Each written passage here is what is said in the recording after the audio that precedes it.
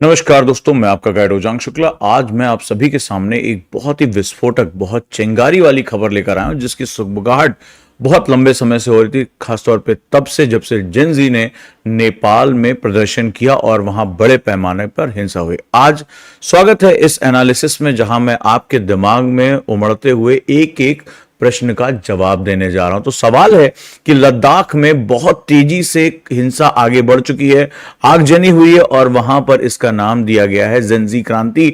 अब सवाल यह है कि सोनम वांगचुक जो इस पूरे आंदोलन के लीडर हैं, 15 दिन से वो अनशन पर बैठे हुए थे और वहां उनके अनशन के बाद अब हिंसक यानी वायलेंट प्रदर्शन यहां पर सामने आ चुके हैं। अब सवाल है कि लद्दाख में आगजनी की घटना हो चुकी, बहुत शांत कटाफटा हिमालय के क्षेत्र में रहने वाला जो ये शांत क्षेत्र है, वहां क्या हो रहा है। सवाल यह है कि क्या ये युवाओं का क्रोध है या उसका विस्फोट है या कुछ गहरा षड्यंत्र जिसके बारे में लगातार बातचीत हो रही थी। तो चलिए आज हम इसका पूरा विश्लेषण करते हैं, क्यों जल रहा है लद्दाख और समस्या की जड़ें क्या हैं, इस बात को समझने और जानने का हम प्रयास करते हैं।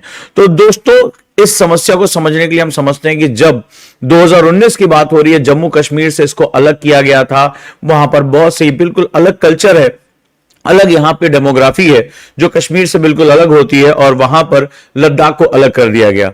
तो दोनों को यूनियन टेरिटरी में बांट दिया गया, जहां आगे चलकर सुप्रीम कोर्ट के जजमेंट के बाद से कश्मीर में चुनाव हुए और अब वहां पर स्थितियां बदल रही। लद्दाख लगातार मांग करता चला है कि हमें भी पूर्ण राज्य का दर्जा दिया जाए ताकि हम भी अपने विकास की दास्तां को लिख सकें। खैर, जो भी हो, हम बात आगे बढ़ाते हैं और समझते हैं कि छठी अनुसूची यानी 6 शेड्यूल क्या कहता है कि चूंकि लद्दाख एक खास तरह का आदिवासी समुदाय के रूप में जाना जाता है, अलग तरह का ट्राइब है, तो आदिवासी संरक्षण के लिए संविधान की छठी अनुसूची को लागू करने की मांग हो रही है, जो नॉर्थ ईस्ट के कई हिस्सों में हमें देखने को मिलती है। लेकिन जो सबसे इंपॉर्टेंट है वो है युवा असंतोष, यानी जो जेनजी जिसे कहा जा रहा है, जो शब्द नेपाल की क्रांति के बाद बहुत ज्यादा चर्चा में आया है, वो लगातार जो है यहां पर बना हुआ है और नई पीढ़ी की जागरूकता यहां हमारे सामने आ रही है। तो अब यहां पर बहुत पेच दिखाई पड़ रहे हैं, क्योंकि भारत में भी विपक्षी पार्टी के कोई बड़े नेता बार बार युवाओं को इस बारे में बात कर रहे थे कि जेनजी को आंदोलन करने की आवश्यकता है। तो क्या यह विदेशी षड्यंत्र है या ये युवाओं का आकस्मिक गुस्सा? इस चीज की हम जांच पड़ताल करते हैं और समझते हैं कि आखिर ये इशू क्या हो रहा है। चलिए बात करते हैं सोनम वांगचुक की, हीरो या विलन, ये क्वेश्चन हमारे सामने रहेगा। सोनम वांगचुक लंबे समय से पर्यावरण के मुद्दों पर बहुत मुखर बोलते रहे। कहा जाता है 3 इडियट्स में जो फुनसुक वांगडू का कैरेक्टर था वो इनसे बहुत प्रभावित रहा। ये वैज्ञानिक सोच के व्यक्ति हैं और युवाओं के बीच में इनका अच्छा खासा जो है एक प्रभाव बना हुआ है, और ये शिक्षाविद यानी टीचर से जो है वो कार्यकर्ता यानी कि जो एक्टिविस्ट के रूप में ये जाने गए। 15 दिन के अनशन पर बैठे और यहां से हिंसा की वापसी होती है, और ये कहते हैं कि मुझे बहुत दुख हुआ, क्योंकि अहिंसक आंदोलन के लिए जाने जाते हैं, कि लेह में तोड़फोड़ हुई है, ये युवाओं का गुस्सा था, ये एक जेनजी क्रांति है, और वांगचुक इसके बारे में बात करते हैं। तो कौन है सोनम वांगचुक? ये एक पर्यावरण कार्यकर्ता है, यानी कि एनवायरमेंट एक्टिविस्ट के रूप में जाने जाते हैं, शिक्षा सुधारक हैं, शिक्षा में इनोवेशन, क्रांति और ये सब चीजों के बहुत जो है वो मुखर सेगमेंट रहे हैं, और आंदोलन का ये मुख्य चेहरा भी यहां पर बने रहे हैं। और वर्तमान सरकार के साथ इनकी तनातनी बार बार जो है सामने आ रही है कि वर्तमान सरकार लेह में, लद्दाख में जो यहां के लोग हैं, इनकी जन आकांक्षाओं को नहीं समझ पा रही है। तो दोस्तों, ये वो व्यक्ति हैं जो लोगों को आंदोलित कर रहे हैं, लोगों को जो है वो एक ताकत दे रहे हैं, और इनकी छवि बहुत साफ सुथरे व्यक्ति की है, जमीन से जुड़े व्यक्ति की है, यह समझना बहुत जरूरी है। और हमारे मन को प्रेरित करने के लिए हमेशा एक शिक्षक की जरूरत पड़ती है। कहते हैं शिक्षक साधारण नहीं होता है, और नो डाउट कि लेह लद्दाख में विकास की जो यात्रा है वो अभी बहुत पीछे है। हम आगे बढ़ते हैं और समझते हैं कि मैं आपका गाइड ओजांग गुरुकुलम के माध्यम से मैं एक पर्सनल मेंटरशिप प्रोग्राम बहुत ही प्रसिद्धि के साथ आगे बढ़ रहा है कि अब कोचिंग नहीं, पर्सनल केयर चाहिए। चाहे आपका टाइम मैनेजमेंट हो, चाहे आपका माइंड मैनेजमेंट हो, मेडिटेशन हो, आपकी आंसर राइटिंग हो, आपके क्वेश्चन लगाने हो, अगर आप चाहते हैं कि कोई आपकी पर्सनल केयर करे, आपको दिन में कॉल करके पूछे, वीडियो काउंसलिंग आपसे बात करे, आपका टाइम टेबल सेट करे, आपके टारगेट पूरे कराए और ऐसा करते हो आप किसी भी कठिन से कठिन लक्ष्य को आसानी से प्राप्त कर सकते हैं। तो मेरे साथ जुड़े रहिए, जो स्क्रीन पर नंबर उस पर कॉल करिए और निश्चित रूप से आप पर्सनल मेंटरशिप के माध्यम से अपनी पढ़ाई को बहुत ऊंचाई पे लेके जा सकते हैं। मेरे साथ आप आंसर राइटिंग सीख सकते हैं, टाइम मैनेजमेंट सीख सकते हैं, आप नोट्स बनाना सीख सकते हैं, माइंड मैनेजमेंट, हेल्थ मैनेजमेंट, ये सारी चीजें जो आज आपको लगभग बहुत कठिन या असंभव लग रही है वो सब कुछ यहां पर कर सकते हैं। आगे बढ़ते हैं। क्या हिंसा ही एकमात्र रास्ता रहा है? क्या वायलेंस ही हमारे देश में, जहां गांधी की धरती, बुद्ध की धरती, महावीर की धरती, तो समझते हैं कि 10 दिसंबर को 35 दिन का अनशन शुरू हुआ और शुरुआत में केवल 15 लोग इसमें शामिल हुए। धीरे धीरे 2 प्रदर्शनकारियों की जो हालत बिगड़ी उनकी, और सरकार ने कोई सुध नहीं ली, अस्पताल में भर्ती किए गए। बुधवार तक का समय आते आते बीजेपी कार्यालय में आग लगा दी गई है, पुलिस से झड़प हुई और वांगचुंग का अनशन समाप्त अचानक से हो गया। यहां पर माना जाता है कि वो करा भी दिया गया। और सबसे महत्वपूर्ण बात है कि बीजेपी कार्यालय में आग लगा दी गई और धीरे धीरे हिंसा भड़कती चली जा रही है। और तुरंत ही जो है 6 अक्टूबर को दिन रखा गया है। सरकार की तरफ से प्रस्ताव आया है कि गृह मंत्रालय के साथ बातचीत होगी और वो युवाओं के गुस्से को आगे बढ़ने नहीं देना चाहती। उच्च स्तरीय स्तर पर सरकार गंभीर है बातचीत करने के लिए, क्योंकि ये देखा गया है कि भारत में विदेशी शक्तियां और कई पार्टीज भी हैं, वो जनजी आंदोलन का बार बार आह्वान कर रही हैं और भारत को किसी भी तरीके से उपद्रव या हिंसा में झोंकने की एक तैयारी चल रही है। और ये बात बहुत महत्वपूर्ण है और सरकार को इस पर और तेजी से एक्शन लेना चाहिए, इस विषय पर और गहरी बातचीत करनी चाहिए। अब सवाल है जेंजी का मनोविज्ञान क्या है? ये क्रोध की तरफ जा रहा है, जैसा हमने देखा बांग्लादेश में, जैसे हमने देखा नेपाल में कि रेप्लिकेशन हुए, जहां पर एग्रेशन हुआ, हिंसा हुई। लेकिन सवाल उसके बाद क्या हुआ? जोश तो था, न्याय की मांग भी थी, लेकिन शासन और प्रशासन क्या एनार्की में छोड़ा जा सकता है? तो सवाल यह है कि ये जेंजी क्या चाह रहा है? तत्काल, क्विक, इसको जस्टिस चाहिए, धैर्य नहीं रख सकते हैं ये, और तुरंत जो है वो राजनीति में परिवर्तन चाहिए। सोशल मीडिया के मास्टर हैं, तेजी से जो है ये चीजें आगे बढ़ रही हैं, ये सही भी है।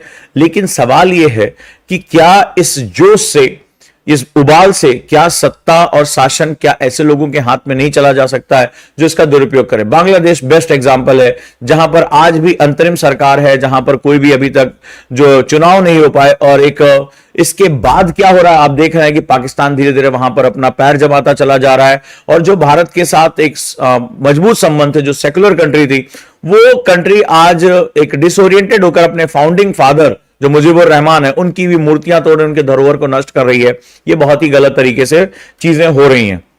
आगे बात करें, डिजिटल एक्टिविज्म एक नया वर्ड आया और इसमें फॉरेन कंट्रीज का जो है बहुत बड़ा एक माना जाता है कि इनका एक हाथ रहता है। तो सोशल मीडिया के जल्दी ये संगठित हो जाते हैं और तत्काल प्रभाव, वायरल कैंपेन्स पे ये बातचीत करते हैं और इससे जो विदेश में बैठी हुई कंपनीज हैं जिनका ये सोशल मीडिया प्लेटफॉर्म, उनको बहुत जल्दी फायदा मिलता है।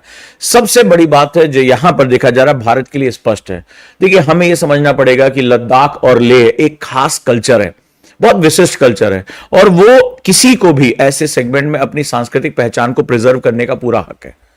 तो कई बार ऐसा देखा जाता है कि इन लोगों को वो हक नहीं मिल पा रहा है जो इन्हें वो हक मिलना चाहिए, और साथ ही साथ डेवलपमेंट प्रोजेक्ट्स धीरे पहुंच रहे हैं। जितनी तेजी से रोजगार के अवसर नहीं क्रिएट हो, तो युवाओं को अपने आर्थिक भविष्य की चिंता बनी हुई है।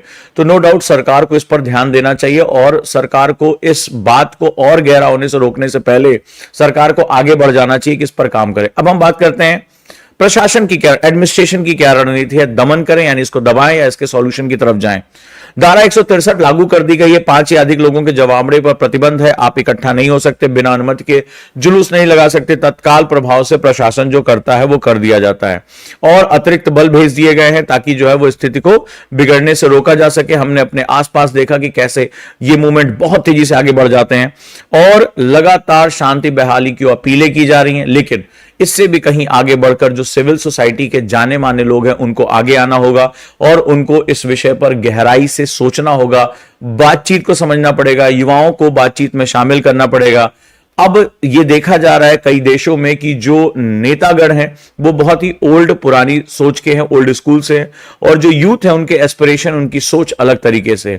इस गैप को भरने के लिए हमें क्विकली समाधान की तरफ जाना पड़ेगा। अदरवाइज हो सकता है कि भारत को भी इन छोटे छोटे मुद्दों के बहाने से आग में झोंक दिया जाए और पूरी दुनिया में जो हम विकास की गाथा लिख रहे हैं वो विकास की गाथा की कलम तोड़ने का प्रयास हो। अब सवाल करते हैं कि छठी अनुसूची क्या है, क्या ये कोई जादुई समाधान है? बहुत ही खूबसूरत बात करते हैं, क्या ये कोई जादुई समाधान है, मैजिक सॉल्यूशन है, या एक राजनीतिक चाल भी हो सकती है? तो संवैधानिक सुरक्षा की अगर बात करें तो हमारे संविधान ने आदिवासी क्षेत्रों के लिए, जो ट्राइबल एरियाज है उनके लिए विशेष प्रावधान, स्पेशल प्रोविजंस किए हैं, स्वायत्त परिषद दिए हैं जिससे वो अपने शासन को काफी हद तक खुद ही कंट्रोल कर सकते हैं, खुद ही गवर्न कर सकते हैं, अपने स्पेशल कल्चर को प्रिजर्व कर सकते हैं। खासतौर पर पूर्वोत्तर में ये हमने देखा, चाहे त्रिपुरा, मेघालय, मिजोरम और आसाम।